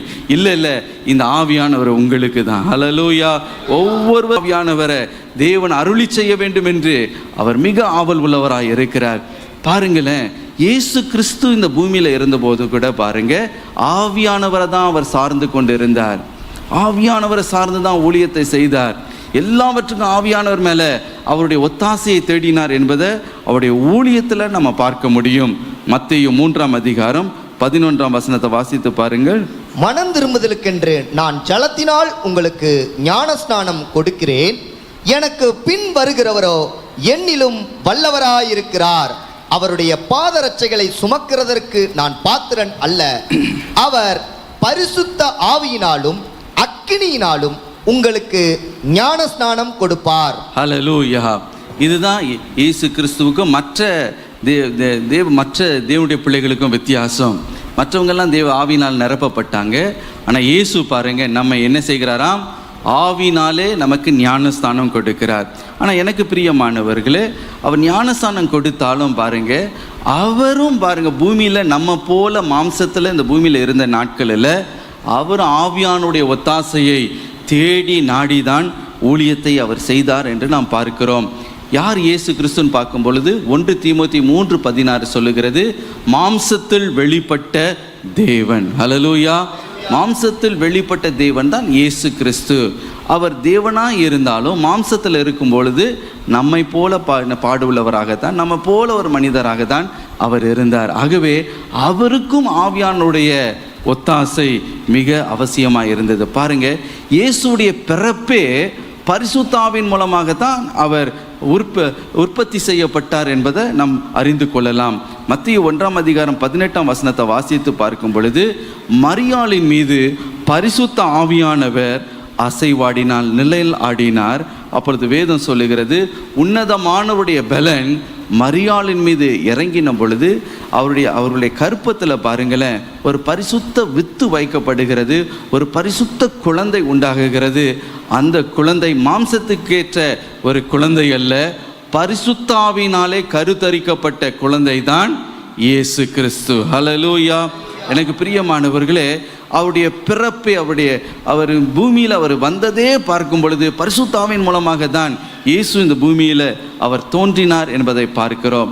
மாத்திரமல்ல பாருங்க, இயேசு 30 வயது வரைக்கும் ஒரு அற்புதத்தையும் ஒரு அடையாளத்தையும் அவர் செய்ததாக வேதத்தில் எங்குமே நீங்கள் காண முடியாது. ஆனால் எனக்கு பிரியமானவர்களே, நீங்கள் மத்தேயு 3ஆம் அதிகாரம் 15ஆம் வசனத்தை வாசித்து பார்க்கும் பொழுது, இயேசு அவர் கீழ்ப்படிந்து எல்லா நீதியும் நிறைவேற்றுவதற்கு தம்மை ஒப்பு கொடுத்து யோர்தான் நதியில் ஞானஸ்தானத்திற்கு அவர் ஒப்பு கொடுத்த பொழுது பாருங்களேன், அவர் ஞானஸ்தானம் எடுத்து அவர் கரை ஏறின பொழுது வானங்கள் திறக்கப்பட்டது, பரிசுத்த ஆவியானவர் இயேசுவின் மீது புறாவை போல இறங்கினார் என்று பார்க்கிறோம். ஹல்லேலூயா. ஆம் பிரியமான, கீழ்ப்படுகிறவர்களுக்கு இயேசு என்ன செய்கிறாராம்? தேவன் என்ன செய்கிறாராம்? பரிசுத்த ஆவியை அருளுகிறார் என்று அப்போஸ்தலர் 5ஆம் அதிகாரம் 32ஆம் வசனத்தை வாசிக்கிறோம். இயேசு கீழ்ப்படிந்தார், எல்லா நீதியும் நிறைவேற்றுவதற்கு கீழ்ப்படிந்த பொழுது பரிசுத்த ஆவியினாலே அவர் நிரப்பப்பட்டார். பரிசுத்தாவினால் நிரப்பப்பட்ட பிறகு பாருங்களேன், லூக்கா 3ஆம் அதிகாரம் 22ஆம் வசனத்தில் வாசித்து பார்க்கிறோம், இவர் என் நேசகுமாரன், இவரில் நான் பிரியமாயிருக்கிறேன். அந்த அனுபவத்திற்கு பிறகு இயேசு தம்முடைய ஊழியத்தை அவர் ஆரம்பிக்கிறார். வேதம் சொல்லுகிறது, அப்போஸ்தலர் 10ஆம் அதிகாரம் 38ஆம் வசனத்தை வாசிக்க கேளுங்க. நசரேயனாகிய இயேசுவை தேவன் பரிசுத்த ஆவியினாலும் வல்லமையினாலும் அபிஷேகம் பண்ணினார். தேவன் அவருடனே கூட இருந்தபடியினாலே அவர் நன்மை செய்கிறவராயும் பிசாசின் வல்லமையில் அகப்பட்ட யாவரையும் குணமாக்குகிறவராயும் சுற்றி திரிந்தார். ஹல்லேலூயா. வேதம் சொல்லுகிறது, நசரேயனாகிய இயேசுவை தேவன் பரிசுத்த ஆவியினாலும் அக்கினியினாலும் அபிஷேகம் பண்ணினார். அவர் அந்த அபிஷேகத்தை பெற்றுக்கொண்ட பிறகு பாருங்க, 30ஆவது வயதில் அந்த அபிஷேகத்தை பெறுகிறார். அதற்கு பிறகு அவருடைய ஊழியம் ஆரம்பிக்கிறது. ஹல்லேலூயா. நாம் பார்க்கிறோம், அவருடைய பிசாசின் வல்லமையில் அகப்பட்ட யாவரையும் குணமாக்குகிறவராகியும் அவர் நன்மை செய்கிறவராக அவர் சுற்றி திரிந்தார் என்று. ஹல்லேலூயா. எனக்கு பிரியமானவர்களே, அதற்கு பிறகுதான் அற்புதத்தை செய்ய ஆரம்பிக்கும். அது பிறகுதான் நீங்கள் யோவான் 2ஆம் அதிகாரத்தை வாசித்து பார்க்கும் பொழுது முதல் அற்புதமாகிய இயேசு கிறிஸ்துவின் அற்புதம் அங்கே எழுதப்பட்டிருக்கிறது. என்ன அற்புதம் அது? அவர் தண்ணீரை திராட்சரசமாய் மாற்றினார். ஹல்லேலூயா. 5 வயசில் செய்யலை, 4 வயசில் செய்யலை, 10 வயசில் செய்யலை, 15 வயசில் செய்யலை, 20 வயசில் செய்யலை, 25 வயசில் செய்யலை, 30ஆவது வயதில் அவர் செய்ய ஆரம்பித்தார். எப்பொழுது? பரிசுத்த ஆவியானவர் மீது இறங்கும் பொழுது. ஹல்லேலூயா. எனக்கு பிரியமானவர்களே, இப்போ இயேசு தம்முடைய ஊழியத்தை எப்படி செய்தார் என்றால் பரிசுத்த ஆவியானவரை சார்ந்து தான் அந்த ஊழியத்தை அவர் செய்திருக்கிறார். ஹல்லேலூயா. அவருக்கே ஆவியானவர் தேவைப்பட்டா இன்றைக்கு ஆவியானோட அபிஷேகம் இல்லாமல் ஊழியம் செய்வது எவ்வளோ ஒரு பரிதாபமான காரியம் நினச்சி பாருங்க. மாத்திரமல்ல, அந்த பரிசுத்த ஆவியானவர் எங்கெல்லாம் தேவைப்படுகிறது பாருங்களேன். மரணத்திலும் அந்த பரிசுத்த ஆவியானவர் மூலமாகத்தான் தம்முடைய இரத்தத்தை அவர் சிந்தி கொடுத்தார் என்று எபிரேயர் 9ஆம் அதிகாரம் 14ஆம் வசனத்தில் நம்ம வாசிக்கிறோம். வாசிக்க கேட்போமே. நித்திய ஆவியினாலே தம்மை தாமே பழுதற்ற பலியாக தேவனுக்கு ஒப்பு கொடுத்த கிறிஸ்துவினுடைய இரத்தம் ஜீவனுள்ள தேவனுக்கு ஊழியம் செய்வதற்கு உங்கள் மனசாட்சியை செத்த கிரியைகளற சுத்திகரிப்பது எவ்வளவு நிச்சயம். ஹல்லேலூயா. எங்க வேதம் சொல்லுகிறது, நித்திய ஆவியினாலே தம்மை தாமே பழுதற்ற பலியாக. எனக்கு பிரியமானவர்களே, ஆவியான பாருங்க, சிலுவையில் கூட பாருங்க அந்த இரத்தத்தை சிந்தி கொடுக்கும் பொழுது ஆவியானவருடைய ஒத்தாசை இயேசு கிறிஸ்துவுக்கு தேவையாய் இருந்தது. ஹல்லேலூயா. ஏன்? அவர் மனிதனாய் இருந்தார். மாத்திரமல்ல பாருங்க, அவர் உயிர்த்தெழுந்த பிறகும் பரிசுத்த ஆவியானவரை உயிர்த்தெழுதலிலும் பார்க்கிறோம். பரிசுத்த ஆவியானோட வல்லமையின் மூலமாக தான் இயேசு உயிரோடு எழுந்தார் என்று நாம் பார்க்கிறோம். ரோமர் 6ஆம் அதிகாரம் 11ஆம் வசனம். அன்றியும் இயேசுவை மரித்தோரிலிருந்து எழுப்பினவருடைய ஆவி உங்களில் வாசமாயிருந்தால் கிறிஸ்துவை மரித்தோரிலிருந்து எழுப்பினவர் உங்களில் வாசமாயிருக்கிற தம்முடைய ஆவியினாலே சாவுக்கேதுவான உங்கள் சரீரங்களையும் உயிர்ப்பிப்பார். ஹல்லேலூயா. அன்றியும் இயேசுவை மரணத்திலிருந்து எழுப்பின ஆவியானவர். அப்ப இயேசுவை மரணத்திலிருந்து யார் உயிரோடு எழுப்பினார்? ஆவியானவர். சொல்லுங்க, ஆவியானவர். ஹல்லேலூயா.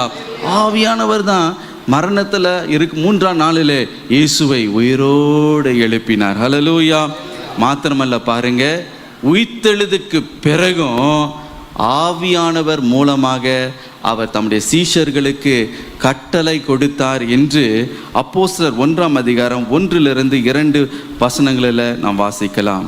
தெயோப்பிலுவே, இயேசுவானவர் தாம் தெரிந்து கொண்ட அப்போஸ்தலருக்கு பரிசுத்த ஆவியினாலே கட்டளையிட்ட பின்பு அவர் எடுத்துக்கொள்ளப்பட்ட நாள் வரைக்கும் செய்யவும் உபதேசிக்கும். பாருங்க, இங்க பாருங்களேன், அவர் இயேசு உயிரோடு எழுந்த பிறகு பாருங்களேன், பூமியில 40 நாட்கள் அவர் பூமியில சுற்றி திரிந்தார். உடனே பரத்திற்கு எழும்பி போகவில்லை.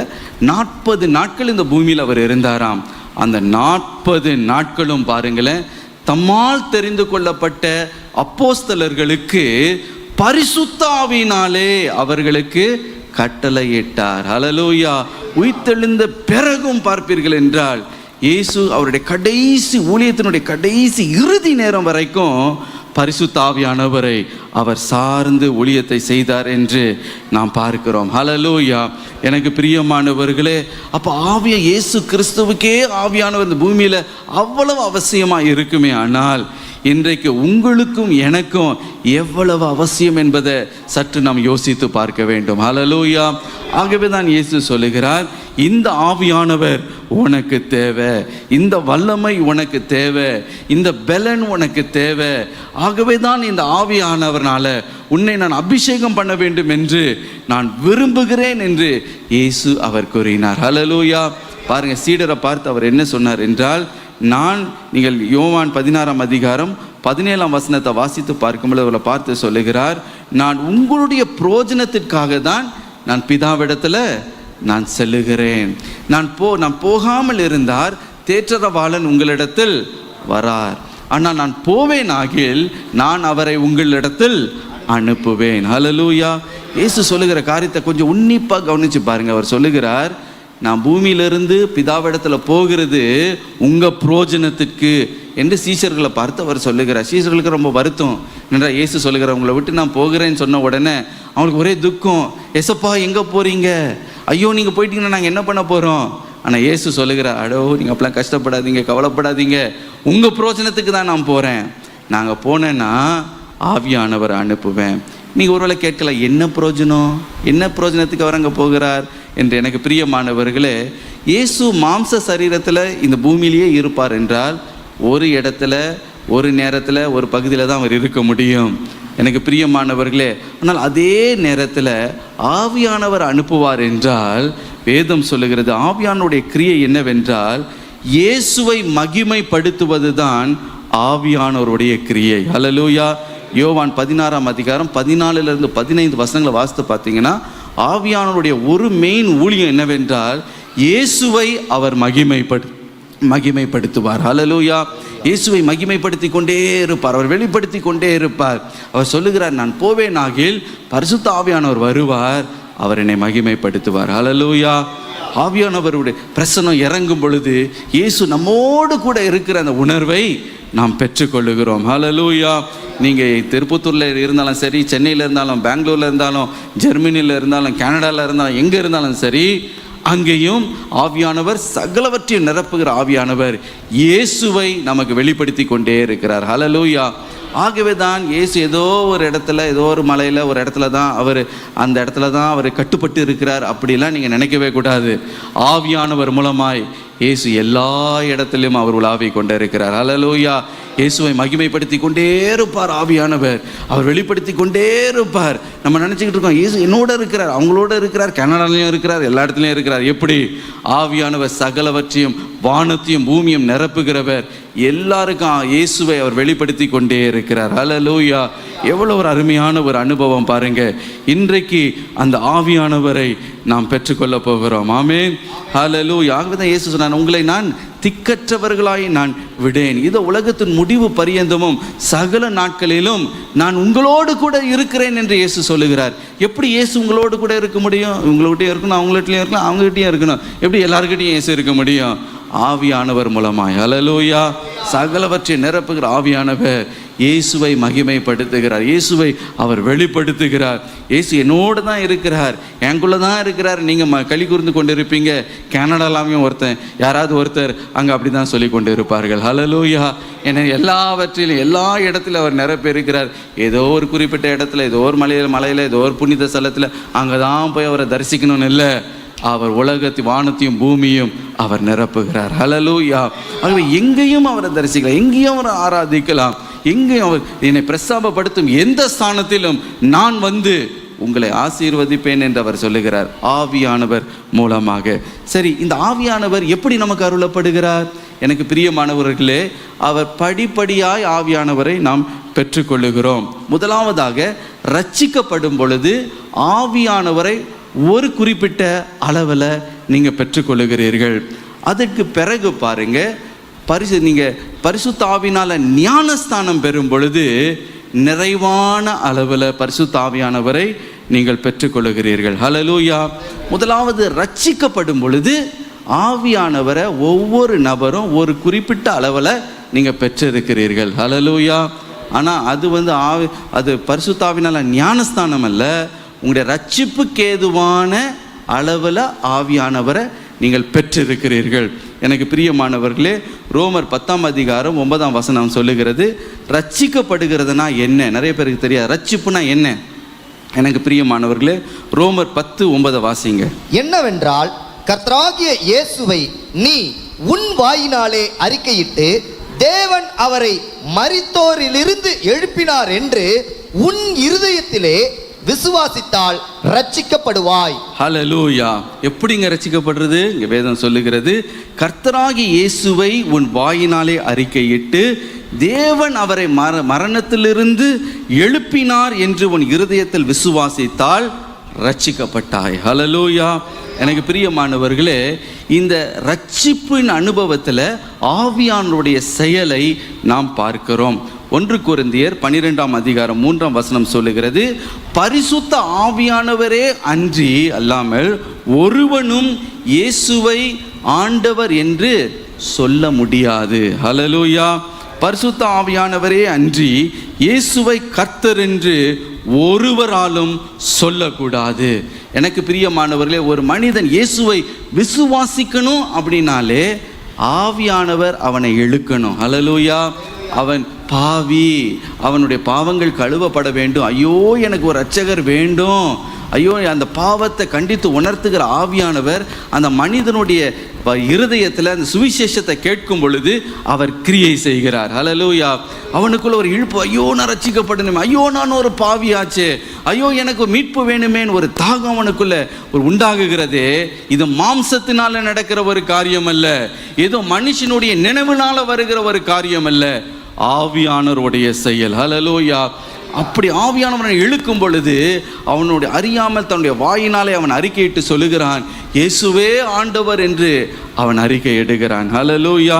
எனக்கு பிரியமான நீங்கள் ரட்சிக்கப்படும் பொழுது ஒரு அளவில் பரிசுத்த ஆவியானவரை நீங்கள் பெற்றுக்கொள்ளுகிறீர்கள். காரணம் என்னவென்றால், நீங்கள் யோவான் 3ஆம் அதிகாரம் 6ஆம் வசனத்தை வாசித்து பார்க்கும் பொழுது அங்கே இயேசு சொல்லுகிறார், நிக்கோதேமை பார்த்து, நீ மறுபிறப்பு அடைய வேண்டும். ஹல்லேலூயா. இந்த மறுபிறப்பின் அனுபவம் என்ன அனுபவம்? ஆவினாலே பிறக்கிற அனுபவம். ஹல்லேலூயா. இது ஆவிக்குரிய அனுபவம், ஏதோ ஒரு மாம்ச அனுபவம் அல்ல, ஆவிக்குரிய அனுபவம். அது எப்படி உண்டாகுகிறதாம்?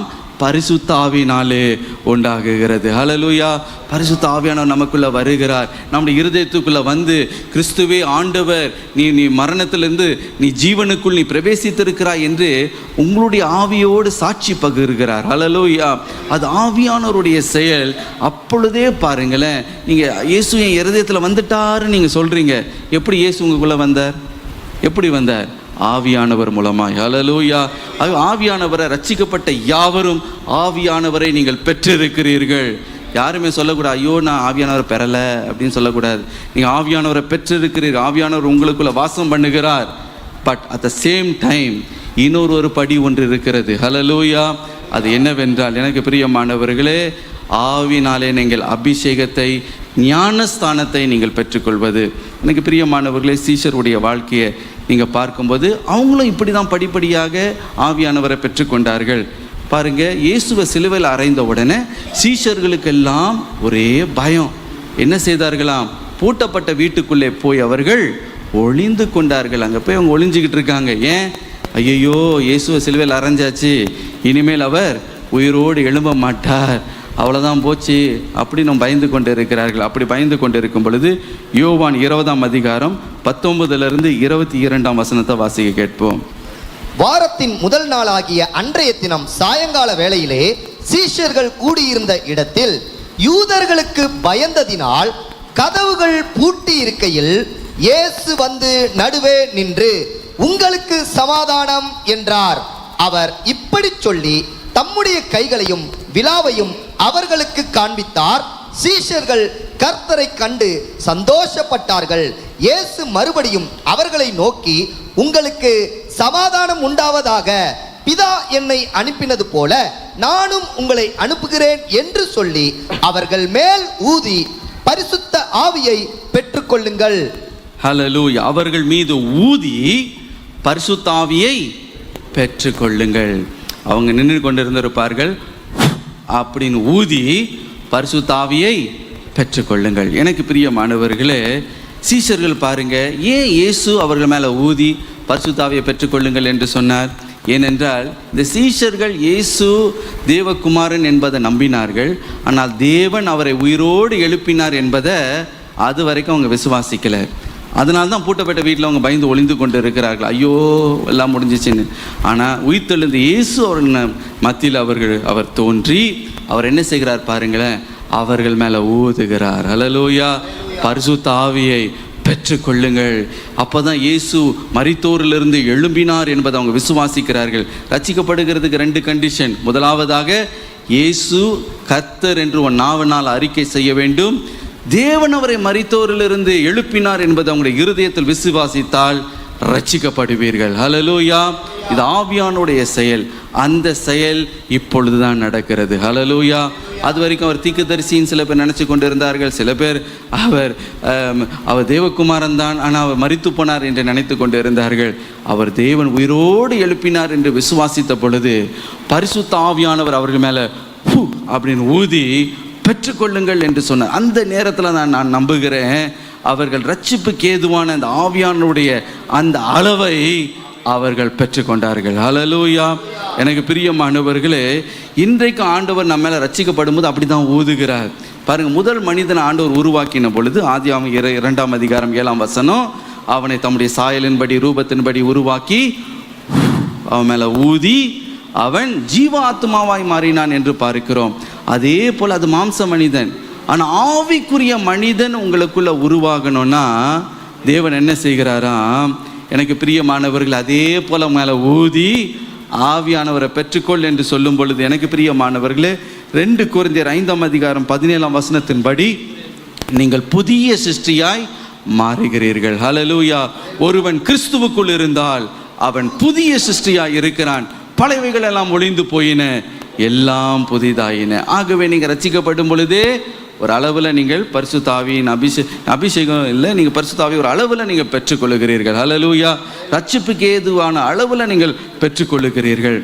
அதே சீஷர்களை பார்த்து இயேசு என்ன சொல்லுகிறார் பாருங்களேன். அவர் மேலே ஊதி பரிசுத்த ஆவியை பெற்றுக்கொள்ளுங்கள் என்று சொன்ன அதே இயேசு லூக்கா 24ஆம் அதிகாரம் 49ஆம் வசனத்தில் என்ன சொன்னார்? வாசிக்க கேளுங்கள். என் பிதா வாக்குத்தத்தம் பண்ணினதை இதோ நான் உங்களுக்கு அனுப்புகிறேன், நீங்களோ உன்னதத்திலிருந்து வரும் பெலனால் தரிப்பிக்கப்படும் வரைக்கும் எருசலேம் நகரத்தில் இருங்கள் என்றார். அப்போஸ்தலர் 1:5.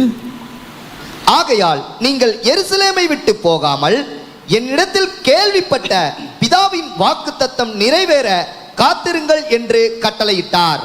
நீங்கள் சில நாட்கள் 4ஆம் அதிகாரம் அப்போஸ்தலர் 1:4. அன்றியும் அவர் அவர்களுடனே கூடி வந்திருக்கும் போது அவர்களை நோக்கி, யோவான் ஜலத்தினாலே ஞானஸ்நானம் கொடுத்தான், நீங்கள் சில நாளைக்குள்ளே பரிசுத்த ஆவியினாலே ஞானஸ்நானம் பெறுவீர்கள். ஹல்லேலூயா. சில நாட்களுக்குள்ளே பரிசுத்த ஆவியினாலே ஞானஸ்நானம் பெறுவீர்கள். எனக்கு பிரியமன் ஒருவேளை கேட்கலாம், அவருக்கு மேலே தான் அந்த நாளில் ஊதி பரிசுத்த ஆவியை பெற்றுக்கொள்ளுன்னு சொல்லிட்டு, அப்புறம் ஏன் நீங்கள் எருசலேமில் காத்திருங்கள் பரிசுத்த ஆவியின் அபிஷேகத்தை பெற்றுக்கொள்ளணும்னு ஏன் சொல்லணும் என்று ஒருவேளை உங்களுடைய இருதயத்தில் ஒரு கேள்வி எழலாம். எனக்கு பிரியமானவர்களே, அந்த பரிசுத்த ஆவியானவர் ஊதி பெற்றுக்கொள்ளுங்கள் என்று சொன்னாரே, ரட்சிப்புக்கு ஏதுவான அளவில் அவங்க பரிசுத்த ஆவியை பெற்றுக்கொண்டார்கள். ஆனால் அது பரிசுத்த ஆவியானுடைய ஞானஸ்தானம் அல்ல, அது வேறு ஒரு அனுபவம். ஹல்லேலூயா. அது ஒரு வேறு ஒரு அனுபவம். பரிசுத்த ஆவினால ஞானஸ்தானம் பெறுகிற ஒரு அனுபவம் என்று ஒன்று உண்டு. அதை தான் அப்போஸ்தலர் 2ஆம் அதிகாரம் 1ஆம் வசனம் 1லிருந்து 4 வசனங்கள் வரை நாம் வாசிக்கிறோம். ஹல்லேலூயா. பெந்தேகோஸ்தே என்னும் நாள் வந்தபோது அவர்கள் எல்லோரும் ஒருமனப்பட்டு ஓரிடத்தில் வந்திருந்தார்கள். அப்பொழுது பலத்த காற்று அடிக்கிற முழக்கம் போல வானத்திலிருந்து சடிதியாய் ஒரு முழக்கம் உண்டாகி அவர்கள் உட்கார்ந்திருந்த வீடு முழுவதையும் நிரப்பிற்று. அல்லாமலும் அக்கினி மயமான நாவுகள் போல பிரிந்திருக்கும் நாவுகள் அவர்களுக்கு காணப்பட்டு அவர்கள் ஒவ்வொருவர் மேலும் வந்து அமர்ந்தது. அவர்கள் எல்லாரும் பரிசுத்த ஆவியினாலே நிரப்பப்பட்டு ஆவியானவர் தங்களுக்கு தந்தருளின வரத்தின்படியே வெவ்வேறு பாஷைகளிலே பேசத் தொடங்கினார்கள். ஹல்லேலூயா. இதுதான் பரிசுத்த ஆவியினாலே ஞானஸ்தானம் பெறுவது. ஹல்லேலூயா. எனக்கு பிரிய மசில சொல்லுவாங்க, ரட்சிக்கப்படும் போதே ஆவியானவர் உங்களுக்குள்ள வந்தாச்சு, இனிமேல் உங்களுக்கு அபிஷேகமே வேண்டாம் அப்படின்றவாங்க. இல்லை பிரியமானவர்களே, பரிசுத்த ஆவியினாலே நாம் மூழ்கி இருக்கிற ஒரு அனுபவம் உண்டு, பரிசுத்த ஆவியினால ஞானஸ்தானம் பெறுகிற ஒரு அனுபவம் உண்டு. அதுதான் எனக்கு பிரியமானவர்களே பரிசுத்த ஆவியானவருடைய அபிஷேகத்தை பெற்றுக்கொள்வது. ஆமென். ஹல்லேலூயா. இதை குறித்து தான் பேதுரு அப்போஸ்தலர் 2ஆம் அதிகாரம் 32 முதல் 33 வசனங்கள் வரை நாம் வாசிக்க கேட்போம். இந்த இயேசுவை தேவன் எழுப்பினார், இதற்கு நாங்கள் எல்லாரும் சாட்சிகளாய் இருக்கிறோம். அவர் தேவனுடைய வலதுகரத்தினாலே உயர்த்தப்பட்டு பிதா அருளிய வாக்குத்தத்தத்தின்படி பரிசுத்த ஆவியை பெற்று நீங்கள் இப்பொழுது காண்கிறதும் கேட்கிறதுமாகிய இதை பொழிந்தருளினார். ஹல்லேலூயா. அங்கே இருக்கிற ஜனங்கள் எல்லாம் பார்க்கிற அந்நிய பாஷை பேசி எல்லாரும் ஆண்டவரை துதிக்கிற எத்தனையோ பாஷைகளை பேசுகிறார்கள். அதை கண்டு ஆச்சரியப்பட்டவர்களை பார்த்து பேதுரு சொல்லுகிறார், இதை தான் பிதாவாகிய தேவன் நமக்கு வாக்கு பண்ணினார், இதை தான் நீங்கள் இப்பொழுது பார்க்கிறீர்கள் கேட்கிறீர்கள். ஹல்லேலூயா. இப்பொழுது புரிகிறதா எப்படி பரிசுத்த ஆவியானவர் நமக்கு அருளப்படுகிறார் என்று? இன்றைக்கு ஆவியானவர் உங்கள் மேலே ஊற்றப்பட போகிறார். நாம் யாவரும் அப்படியே நாம் எழும்பி நிற்போம். நாளைய தினத்தில் இந்த ஆவியானவரை எப்படி பெற்றுக்கொள்வது, ஸ்டெப் பை ஸ்டெப்பாக எப்படி அதை பெற்றுக்கொள்வது என்பதை நம்ம தியானிப்போம். இப்பொழுது நம்ம யாவரும் எழும்பி நிற்போம். ஹல்லேலூயா. அப்படியே கரத்தை உயர்த்தி ஆண்டவரை பார்த்து கேட்போமாப்பா, ஆண்டவரே அந்த ஆவியானவர் என் மேலே ஊற்றப்படணும். ஹல்லேலூயா. ரட்சிப்புக்கு ஏற்ற அளவில் நான் அபிஷேகத்தை பெற்றிருக்கிறேன். ஆனால் நான் நீந்தி நீந்தி மூழ்கணுமே, மிதந்து மிதந்து மகிழணுமே. ஹல்லேலூயா. எனக்கு பரிசுத்த ஆவியினால ஞானஸ்தானம் கொடுங்க ஆண்டவரே. இன்றைக்கு கேட்பீர்களா? ஹல்லேலூயா. இன்றைக்கு ஆவியானவர்கள் மேலே பலமாய் இறங்கி வரப்போகிறார். ஹல்லேலூயா. பெசலேலுக்கு ஞானத்தை கொடுத்தவர், யோசுவாவுக்கு ஞானத்தை கொடுத்தவர். ஹல்லேலூயா. கிதியனுக்கு தைரியத்தை கொடுத்தவர், சிம்சோனுக்கு பலத்தை கொடுத்தவர். இன்றைக்கு ஆவியானவர் உங்கள் மீது பலமாய் இறங்க வேண்டும் என்று அவர் விரும்புகிறார். ஒரு விஷயம் அப்படியே கரத்தை உயர்த்தி என்னை நிரப்பிடுங்க ஆண்டவரே. கேளுங்க. ஹல்லேலூயா. fill me Lord. எனக்கு ஞானஸ்தானம் கொடுங்க ஆண்டவரே. இயேசுவை பார்த்து கேளுங்க. பரிசுத்த ஆவினால எனக்கு ஞானஸ்தானம் கொடுங்க ஆண்டவரே. பரிசுத்த ஆவினாலும் அக்கினியினாலும் அவர் உனக்கு ஞானஸ்தானம் கொடுப்பார் என்று யோவான் ஸ்நானகன் சாட்சி பகிர்ந்தது போல இன்றைக்கு அபிஷேக நாதராக நம் மத்தியில் அவர் இறங்கி உலாவிக் கொண்டு இருக்கிறார். கேளுங்க கேளுங்க. எனக்கு ஞானஸ்தானம் வேணும். ஆண்டவரே இயேசுவே, உமக்கே ஆவியானவர் அவ்வளவு அவசியமா இருந்தா உம்முடைய பிறப்பு, உம்முடைய ஊழியம், சிலுவையில் அறையப்படுகிறது இருந்து உயிரோடு எழும்புகிறதுல இருந்து உயிர்த்தெழுந்த பிறகும் ஆவியானவர் அவசியமா இருந்தா எனக்கு எவ்வளவு அவசியம்பா. ஆண்டவரே, நீர் அதை அறிந்திருக்கிறீர். என்னை நிரப்புங்க நிரப்புங்க. கேளுங்க. ஹல்லேலூயா. ஹல்லேலூயா. ஆவியானவரே அசைவாடுங்கன்னு கேட்போமா? ஹல்லேலூயா. ஹல்லேலூயா. ஹல்லேலூயா. அசைவாடும்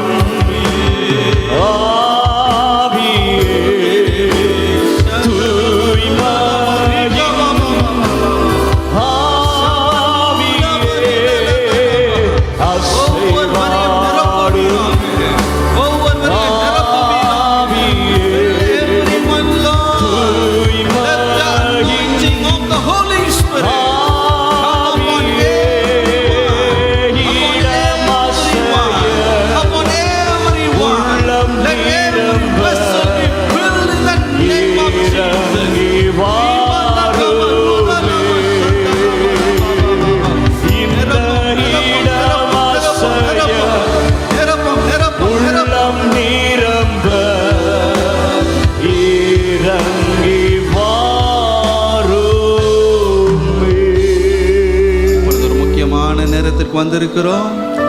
இப்பொழுது இருக்கிற இடங்களில் வரிசை வரிசையாய் நீங்கள் நிற்கும்படி அன்புடனே கேட்டுக்கொள்ளுகிறேன்.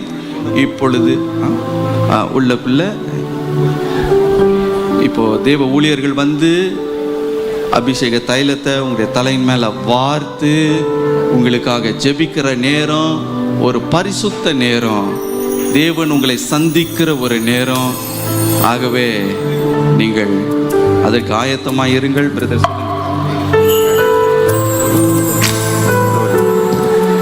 ஜீசஸ். அப்படியே நான் வரிசையாக இந்த முதல் தூணில் ஒரு வரிசை நிற்க வேண்டும். அதற்கு அடுத்த தூணுக்கு பக்கத்தில் அப்படி வரிசையாக நிற்கணும். யாரும் இடித்து கொண்டு நிற்க வேண்டாம். இந்த வரிசையில் நிற்கிறவங்க தயவுசெய்து இருக்க இடம் இல்லைன்னா பின்னாடி போயிருங்க. பின் வரிசைக்கு போயிருங்க. பின்னாடி போயிருங்க. வரிசையாக ஒவ்வொரு தூணுக்கு இடையில யாரும் நிற்கக்கூடாது. இந்த தூணுக்கு இடையில யாரும் நிற்கக்கூடாது. சகோதரிகள் தயவுசெய்து புரிஞ்சுக்கோங்க. இந்த தூணுகளை ஒரு வரிசை இருக்கணும். அதற்கு அடுத்த தூணில் ஒரு வரிசை இருக்கணும். ஆண்கள் பக்கம் இருக்கணும். தயவுசெய்து ஆண்கள் பெண்கள் கலந்து இருக்கக்கூடாது. அதற்கு அடுத்த தூண், இந்த தூணுக்கு இடையில யாரும் நிற்கக்கூடாது. தயவுசெய்து சகோதரிகள் முன்னாடி நிற்கிறீங்க, போயிருங்க. உங்களுக்கு பின்னாடி போங்க, அப்படியே பேக்கில் போங்க. உங்களுக்கு இடம் இல்லைன்னா அப்படியே பின்னாடி. ஒவ்வொரு தூணுக்கும் இடையில அப்படியே நின்று கொள்ளுங்க. இடையில யாரும் இருக்கக்கூடாது. இந்த தூணுக்கு இடையில யாரும் நிற்கக்கூடாது. ஜபசந்தி யாரும் இடிச்சுக்கிட்டு இருக்காதீங்க. பாருங்க, இந்த செகண்ட் ரோவில் பாருங்க, நிறைய பேர் இடிச்சு நிற்கிறீங்க. ஊழியக்காரர்கள் வந்து உங்களுக்காக ஜெபிக்கும் போது அப்படியே ஃப்ரீயாக இருங்க. ஒரு இடம் விட்டு நில்லுங்க. ஜபத்தோடு நில்லுங்க. அடிச்சுக்கிட்டு இருக்காதீங்க. ஜபசிந்தையோடு பிரசன்னத்தோடு ஆண்டவரே இன்னைக்கு என்னை நீங்கள் நிரப்புங்கன்ற ஒரு உணர்வோடு கூட அப்படி நீங்கள் கேட்டுக்கொண்டே இருக்கணும். இந்த ரெண்டாவது தூணுக்கு பக்கத்தில் நிறைய பேர் இருக்கிறீங்க. தயவுசெய்து சகோதரிமார்கள் வாலண்டியர்ஸ் முன் போய் அப்படி கொஞ்சம் ஒழுங்குபடுத்துங்க. இடிச்சுக்கிட்டு யாரும் இருக்க வேண்டாம். நெருக்கி கொண்டு யாரும் இருக்க வேண்டாம். இந்த கடைசி வரிசை வரைக்கும் நிற்கலாம். இந்த கடைசி வரைக்கும், இந்த முதல் தூணுனா கடைசி வரைக்கும் நிற்கலாம். அப்படியே முன்ன பாருங்க, கரெக்டாக இருக்காங்க. இதே போல் அப்படியே நில்லுங்க. ஜீசஸ் ஆமென். இந்த ரெண்டாவது தூண்கிட்ட சரியில்லை. தயவுசெய்து சகோதரிகள் சொல்கிறேன், பின்னாடி போங்க, இல்லைன்னா சைடுக்கு வாங்க. இதில் ஒரு கீழ்ப்படுதல் இல்லைன்னா எப்படி? தயவுசெய்து ப்ளீஸ்